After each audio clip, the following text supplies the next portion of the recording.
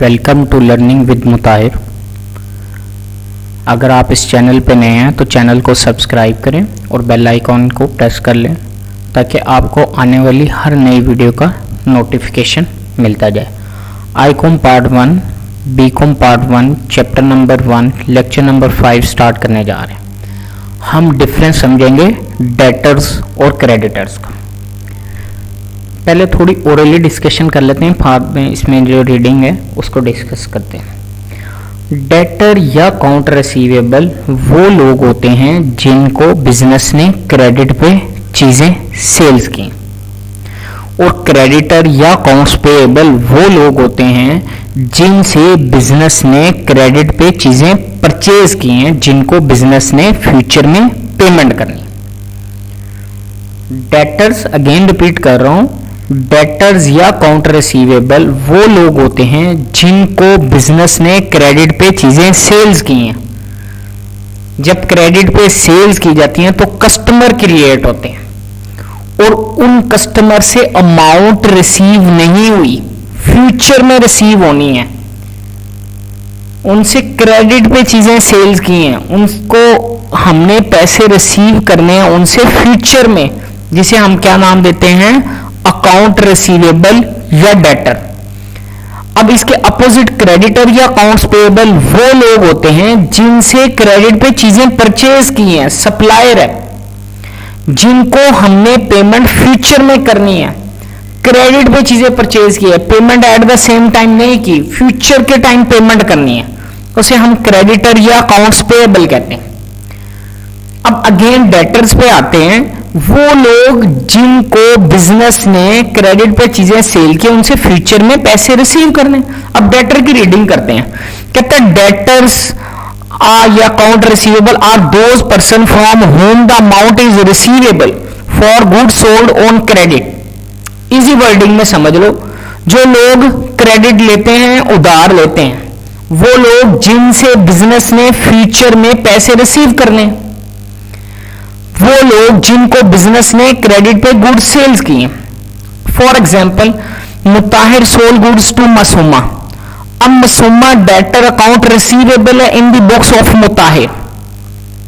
मुताहिर sold goods to Mujtaba. Mujtaba debtor या account receivable है in the books of Mutahir. Customer है ना, मासूमा भी कस्टमर है और मुजतबा भी कस्टमर है। मासूमा से भी पैसे फ्यूचर में रिसीव करने, मुजतबा से भी फ्यूचर में पैसे रिसीव करने, तो इसलिए मासूमा और मुजतबा डेटर या अकाउंट रिसीवेबल है। Sold goods on credit, goods credit पे सेल्स की हैं, तो जिनको क्रेडिट पे सेल्स की हैं उनसे फ्यूचर में पैसे रिसीव करने हैं, तो हमारे पास डेटर या अकाउंट रिसीवेबल क्रिएट हो जाएंगे।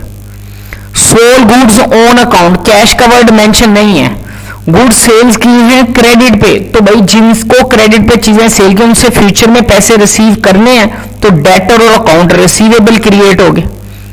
Sold goods to Rashid, Rashid को गुड्स सेल्स किए हैं, राशिद से फ्यूचर में पैसे रिसीव करने हैं, राशिद डेटर या अकाउंट रिसीवेबल है। Sold goods to Salim, Salim को चीजें सेल्स की हैं, सलीम से फ्यूचर में पैसे रिसीव करने हैं, सलीम इज डेटर या account receivable. Sold goods to Naeem, Naeem को गुड्स सेल्स की हैं, नईम से फ्यूचर में पैसे रिसीव करने हैं, नईम इज डेटर या अकाउंट रिसीवेबल।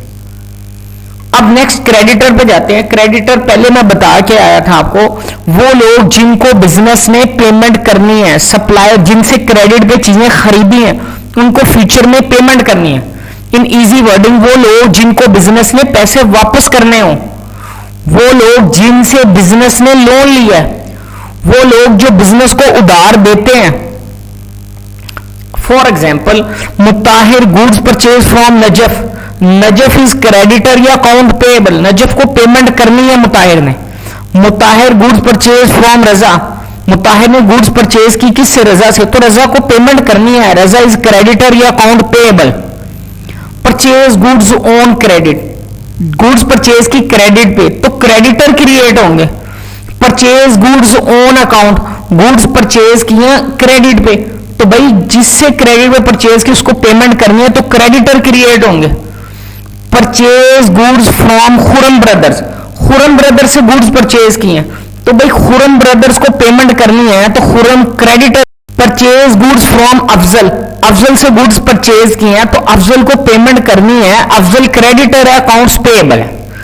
ये अच्छे से समझ लेना बेटा, डेटर और क्रेडिटर ये बार बार ये टर्म्स यूज होनी है। ये फर्स्ट चैप्टर की जितनी भी डिस्कशन चल रही, ये नेक्स्ट फर्दर जितनी भी आपकी अकाउंटिंग होनी है उसके अंदर ये सारी डिस्कशन आनी है। नेक्स्ट थोड़ा डिफरेंस समझना है कि भाई सेल्स रिटर्न और परचेजेज रिटर्न। सेल्स रिटर्न का दूसरा नाम क्या था? रिटर्न इनवर्ड, वापस आ रही, इन हो रही है आपके पास चीजें। ये किससे रिटर्न होती हैं? जो कस्टमर से रिटर्न होती हैं। जब कस्टमर से चीजें वापस आ जाए, जिनसे हमने पैसे रिसीव करने थे, जब उनसे चीजें वापस आ जाएंगी तो हमारा डेटर या अकाउंट रिसीवेबल का बैलेंस कम हो जाएगा। सपोज आपने मासूमा को गुड सेल की थी 1 लाख की, मासूमा से 30,000 की चीजें वापस आ गई, तो डेटर या अकाउंट रिसीवेबल मासूमा का बैलेंस था 1 लाख, 30,000 की चीजें वापस आ गई हैं तो 70,000 अब मासूमा का बैलेंस रह जाएगा। क्यों? क्योंकि 30,000 की चीजें वापस आ गई। जैसे गुड्स रिटर्न फ्रॉम मुजतबा, गुड्स वापस आ गए मुजतबा से। जब मुजतबा से चीजें वापस आ गई, जो जितना मुजतबा से पैसे आपने रिसीव करने थे, जो अकाउंट रिसीवेबल या डेटर का बैलेंस था वो डिक्रीज हो जाएगा। क्यों? क्योंकि आपको उसकी तरफ से चीजें वापस आ गई। अब नेक्स्ट जो है परचेजेज रिटर्न या रिटर्न आउटवर्ड, जो चीजें वापस आती हैं किससे? सप्लायर की तरफ से। जो चीजें परचेज की हुई थी किसी खराबी या क्वालिटी की वजह से वो खराब आई हैं या वो क्वालिटी जो मंगवाई थी उसके अकॉर्डिंग नहीं है, वो वापस कर दी है सप्लायर को जिससे खरीदी थी। तो भाई जिसको चीजें वापस कर दी हैं, जितने पैसे उसको पे करने थे उसका बैलेंस उतना कम हो जाएगा जितने की चीजें वापस कर दी हैं। जैसे goods are return to Najaf, goods वापस कर दिए नजफ को। भाई नजफ को जितने पैसे पे करने थे उसमें से उतना बैलेंस कम कर देंगे जितने की चीजें वापस कर दी। Goods return to Haider, goods वापस कर दिए किसको? हैदर को। भाई जब हैदर को चीजें वापस कर दिए तो जितने हैदर के आपने पे करने थे पैसे उतने के साथ हैदर का बैलेंस डिक्रीज हो जाएगा।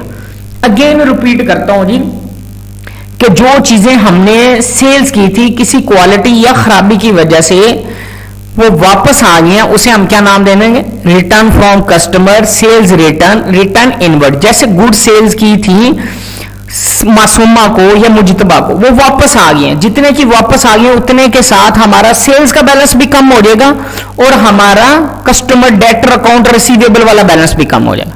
इसी तरह परचेजेज रिटर्न या रिटर्न आउटवर्ड, जो चीजें क्रेडिट पे परचेज की थी उनको पेमेंट करनी थी, जितने के साथ चीजें वापस कर दी हैं उनको उतने के साथ हमारा क्रेडिटर या अकाउंट्स पेएबल का बैलेंस कम हो जाएगा।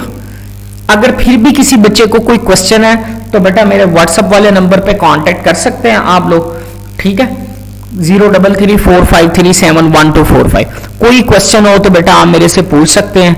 चैनल के साथ जुड़े रहिए, इंशाल्लाह नेक्स्ट आप किसी और वीडियो के साथ मिलते हैं। Thank you, Allah Hafiz.